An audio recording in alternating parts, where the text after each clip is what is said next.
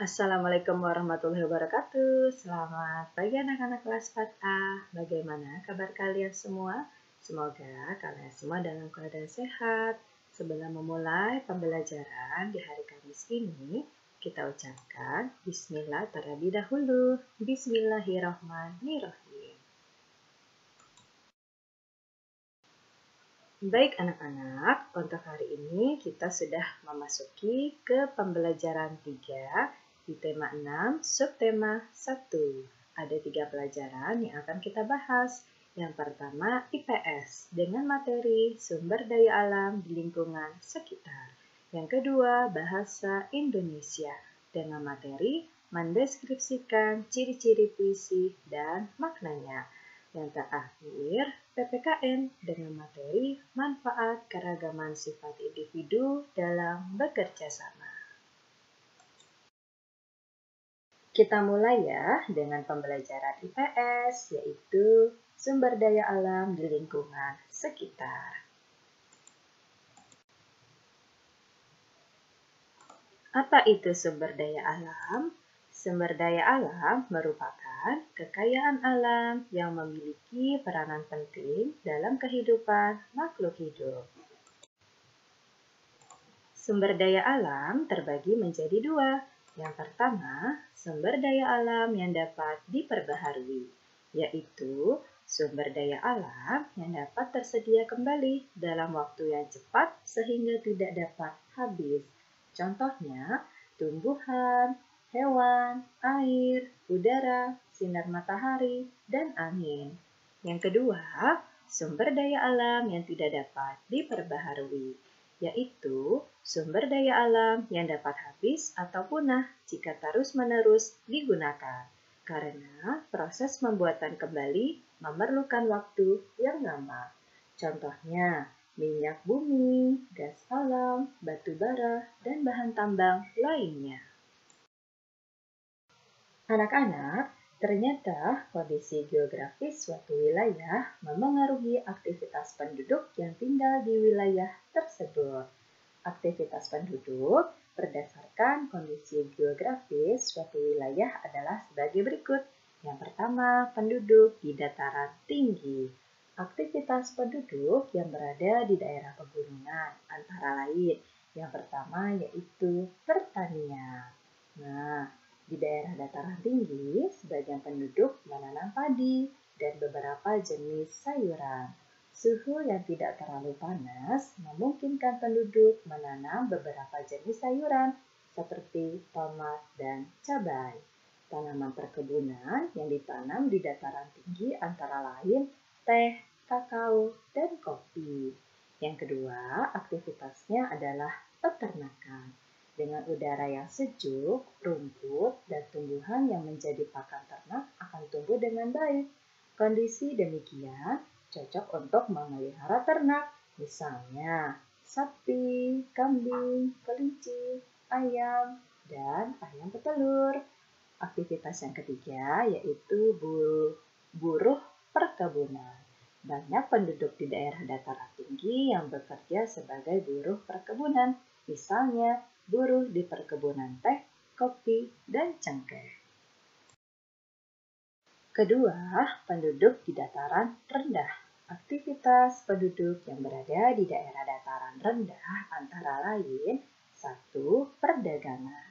Pembangunan sarana dan prasarana yang tersedia di daerah dataran rendah memudahkan mereka dalam melakukan kegiatan perdagangan.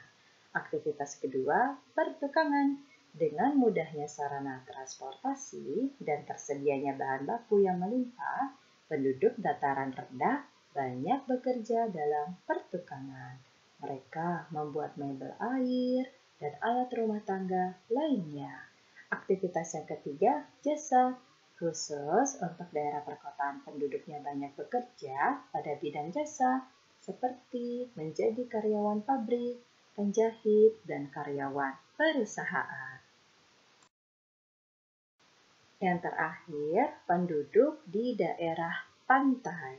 Aktivitas penduduk di daerah ini antara lain. Pertama, nelayan.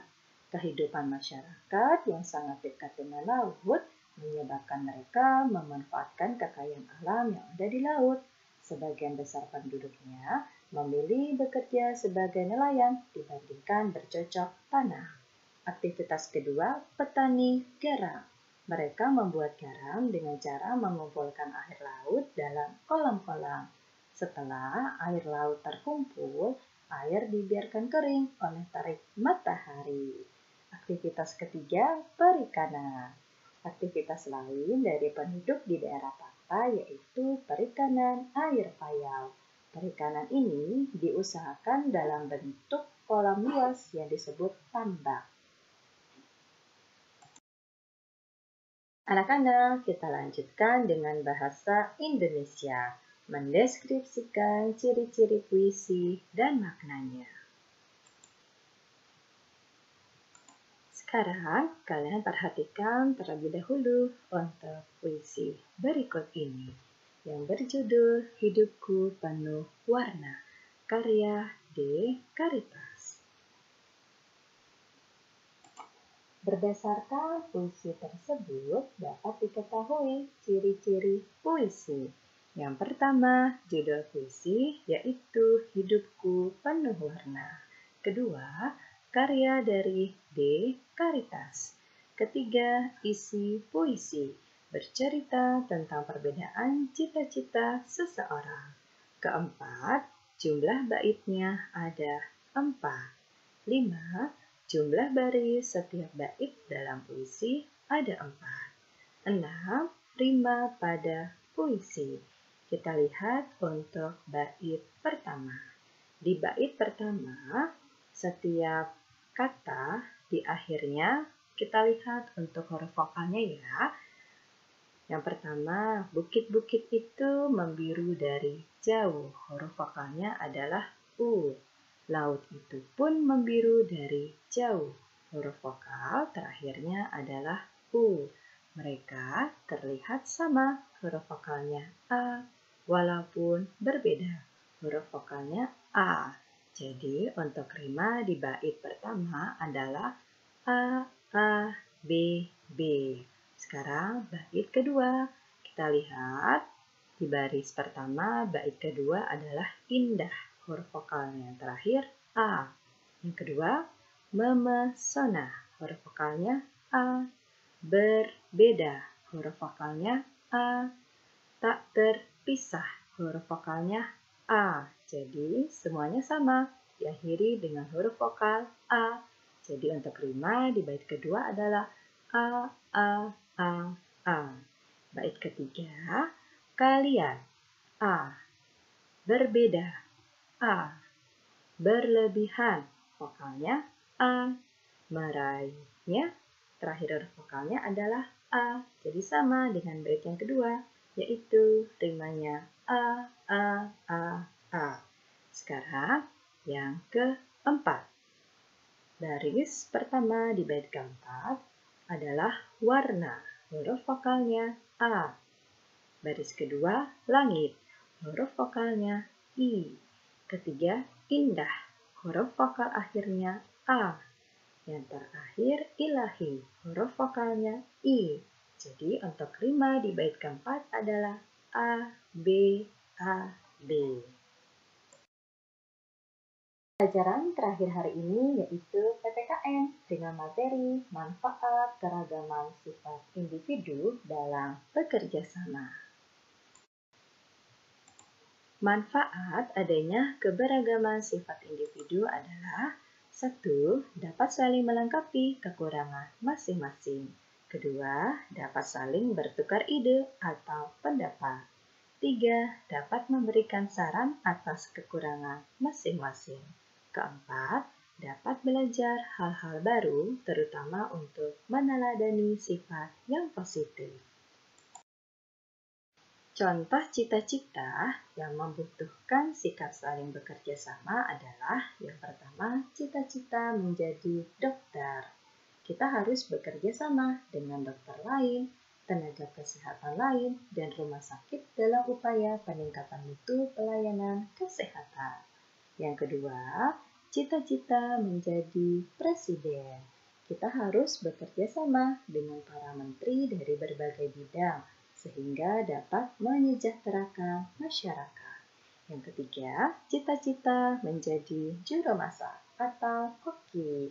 Kita harus bekerja sama dengan asisten juru masak sehingga dapat menyajikan hidangan yang lezat untuk pengunjung. Anak-anak kelas 4A, untuk materinya sudah selesai. Sekarang kita lanjut dengan tugas tema. Tugas tema pertama adalah IPS. Ayo, jawablah soal-soal berikut dengan tepat. Kalian salin untuk pertanyaan dan jawab di buku tulis tema dengan tulisan yang rapi. Tugas tema kedua yaitu Bahasa Indonesia. Anak-anak, bacalah puisi berikut ini.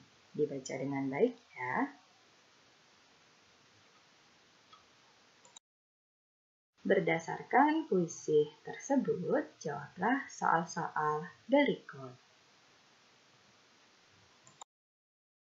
Tugas terakhir, PPKN. Ayo, jawablah soal-soal berikut dengan benar. Anak-anak kelas 4A yang Ibu sayangi, selesai sudah untuk hari ini. Terima kasih ya telah menyimak video yang Ibu berikan. Sampai jumpa besok. Wassalamualaikum warahmatullahi wabarakatuh.